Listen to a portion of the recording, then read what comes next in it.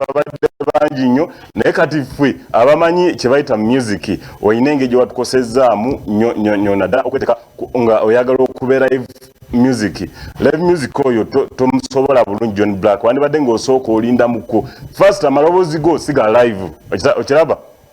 notes z'okubiramu walabye ngera ziri mu ku-affecting abaki abakubi so nze ngamba nti John Black wandibadde nga live osooka omukola ki omuleka olaba baspace baabo bawala naye tebasobola gundi live naye gyonna ekiri John Black wakoze statement walaze abantu abasinga naddala abayimbi abala nti if wobanga olina waaka osigala ogidefendinga that was so much big and massive njaga Regan Soka ompe ku video ya John Black eyo nga ali wali ku Freedom Stay.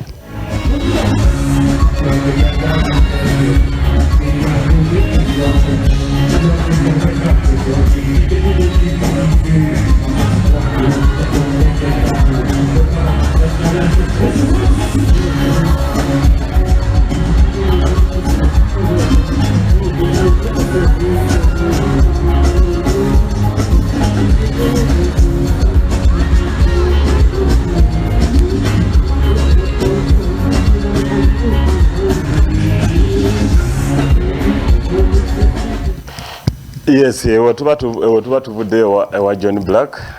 watuba tuvuddeyo tugendako wali ewa Grenade wali amawulire mangi agavuddeyo about Grenade kugamba waliwo ebigambo bibadde nga tebitambula bulungi naddala last week ebigambo bino kuvanga gundi bagenda Eddie Kenzo ne Grenade bagenda wali mu Dubai time yenyini Rema we bakolera omukolo gwabwe ebigambo bibadde bingi nnyo lwaki Eddie Kenzo agenze ne Grenade lwaki Grenade abeereyo ate lwaki Grenade atuuka nti Eddie Kenzo amulekayo ye n'akomawo ye n'asigala ng'akyaliyo ebigambo byabaddeawo nga bingi muko naye ate amabulire agaliwo gali nti ono waliwo omukyalo ono yali mukazi wa AK47 bamuyita Nalongo Magi oyo Nalongo alina abaana ba AK omukyalo ono yavaayo n'ayogera ebintu ebyali kugamba nga si birungi ku mulenzi ono yamwogerera n'amugamba nti reason lwaki Grenade yagenze ne gundi ne Eddie Kenzo Dubai abantu bano bakola ebintu ebitaliwo ffenna tubimanyize so nakubyogera abantu saawa zino sisobola kubyogera ebintu by'abantu Sheikh Mzata byagamba abasajja ababeera ne pini abo mulagunda amaaso simanyi baki ebyewe bitu mubimanyi bibakola so omukyalo n'ava n'agamba nti omusajja jukira Grenade ye baawe ya like ye boyfriend we naye yavuddeyo n'amukuba kugamba yamukubye emisumaali nga mugamba Grenade yalabikiddwako nga bali ye Grenade Eddie Kenzo ne Harmonize mu room eye Dubai era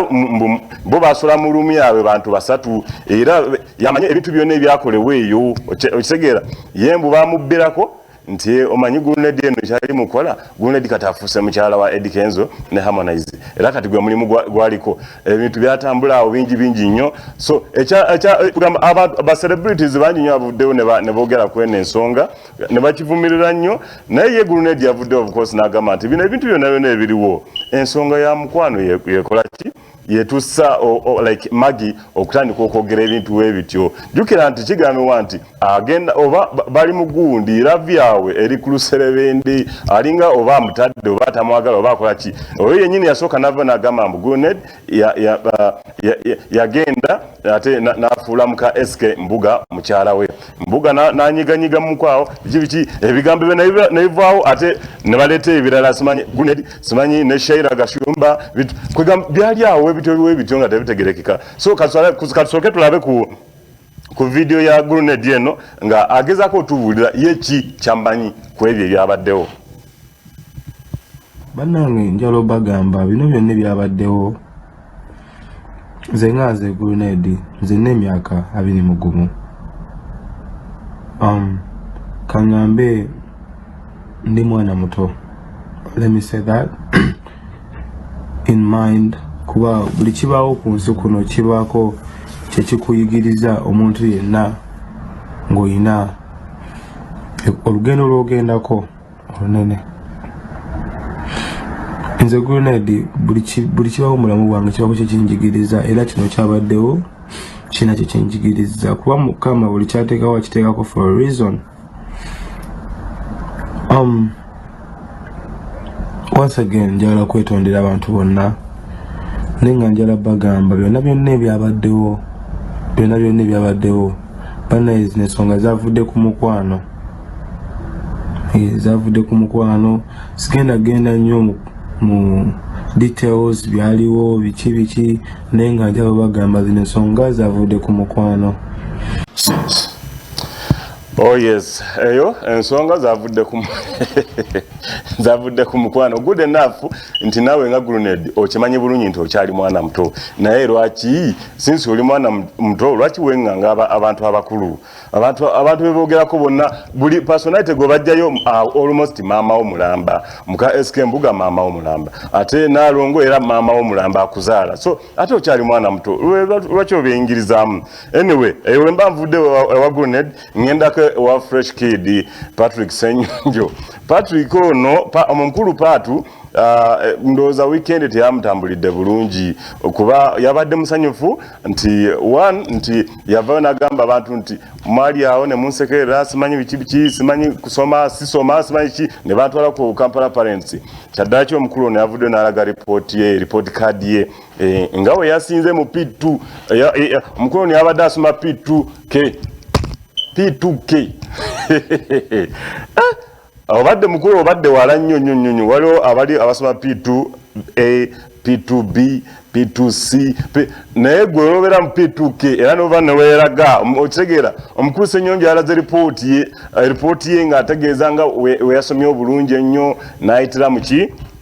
nasinga yabadde number 1 mu P2 naye ate awo wennyini amabuli ate agavuddeyo amabi gali nti manager we Francis wetwogera kati saawa zino ali mu buliri yeebase omulimu kati gwagenze okitegeera omulimu tegukyaliwo omukulu ono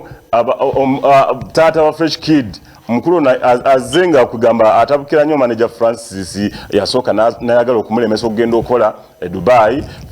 first attempt omukulu ono okufulumako Uganda yali amulemeseza nga yagala bagende naye ate wavuddeawo alina ebintu show zisimanyi show weziti tali supposed kuzikola omukulu acomplaining nga simanyi sente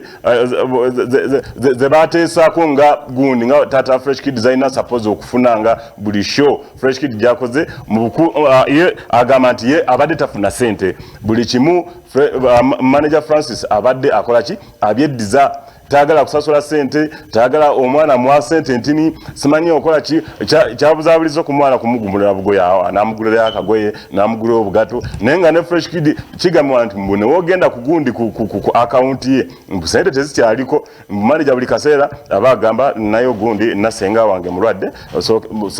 mpayo kasente we katutwaleyo nagundi wange wati mpayo kasente so omukulu ono tata Fresh Kid Fresh Daddy yavuddeyo nagenda mu bagundi abo ba advocates oba bagundi bano ba Onyango n'ateekayo omusango kati wataddeyo omusango omukulu ne bamuyita bamusamoninze agendeyo abinnyonnyole nga manager nga gundi ariga n'ogenda okuteekawo gundi eyo eyo gundi ekiwandiiko ekyo kyebawandiise kwegamba nga bataminatinga gundi contract ya mukulu ono nti wakiri kabikole ki kabisooke biyimiremu kwawo bo bakoyo okutambulira mu mbeera embi wetyo ng'omwana tebamuwa sente ate baveeri ne bapretending nga bamuwa sente so ebintu ebyo wetwogerera essaawa zono kati ate waliwo manager mulala nnyo agenda okuba nga akwasaganyani Fresh Kid naye ffe tugamba kyonna gye kiri nti okay fine mwavuddeyo katusuubire nono manager temugenda muteekako ki pressure ajjukira wemukoma okuteekako abantu bano pressure n'omwana oba mumutera ki mikisa gye okutambula obulungi mu muziki ate nga munnaye abadde akikute bulungi manager abadde Francis abadde akola naye ekipapula kyekyo yageze mu Onyango and company n'ateekayo gundi eyo nga bataminatinga omulimu gwe so eyo sigenda kulwayo ewa mukulu Patu njakuba atenga neyongera nnyo butereevu nnyo ngagament nze ngenda mbiri mbayiribya speed ngenda ko ate wa Eddie Kenzo muna yavuddeyo ate nayongera okuteekawo mu lights oba okutangaza ensi mu bigambo bya Grenade bino ebibadde byogerwa ate ebigambo bingi nnyo Eddie Kenzo byagezezaako ensonga nyingi nnyo gyagezezaako kolaki okiryalinga out naddala waliyo show abantu abawagira people power babadde bamuli bubi buli kaseera kati avudde Bobi Wine kati simanyi otabatandise kukozesa olwakuba agenda kuyimbirako Bebe Cool nga 26 fena tukimanyi bulungi nti Bebe Cool buli 26 abateekayo ki tondeka ekibwatule naye mukulu ono yavudde nayo kwegamba nakiri ensonga eyo mu bana ababadde boga kati yafuuka wa NRM olaba kati atandise kuyimbira Bebe Cool atandise kati oli muyimbi yagamba nti ze ni muyimbi ze sina buzibu bwonna jjukira nze ne Bebe Cool tubadde ebbanga ddene nnyo nga tetukwatagana nga tetukolagana naye era ffenna mbu tukimanyi ki ekyabadde kikola ki naye kyamwewuunyisa Bebe Cool okuvaayo ku gundi ye Eddy Kenzo yali ng'aweza emyaka 10 mu gundi mu music industry wali ku gundi ku Serena Hotel jjukira nti Bebe Cool yavaayo n'agula tables 2 okitegeera milioni 8 n'agateekaawo ekintu ekyewuunyisa nnyo Eddy Kenzo n'agamba omukulu gwe tubadde tetukolagana naye yakoze kino era lwe lunaku lwennyini Eddy Kenzo we yainvitinga Bobi Wine lwe lunaku lwennyini Bobi Wine beekwatako mu ngalo ne Bebe Cool after so many years okitegeera so okusinziira ku ekyo Eddy Kenzo yavudde n'akiriyalinga ensonga eyo nti bino byonna ebiriwo bamwogerako bwogezi because era bagamba egundi ejjinja likubibwa ku muti oguliko ekibala ate kye balya okitegeera so yagamba nti ezo zonna zonna allegations z'abantu of course so Regan Soko ntekeyo ku video ya Eddy Kenzo eyo ng'abuulira abantu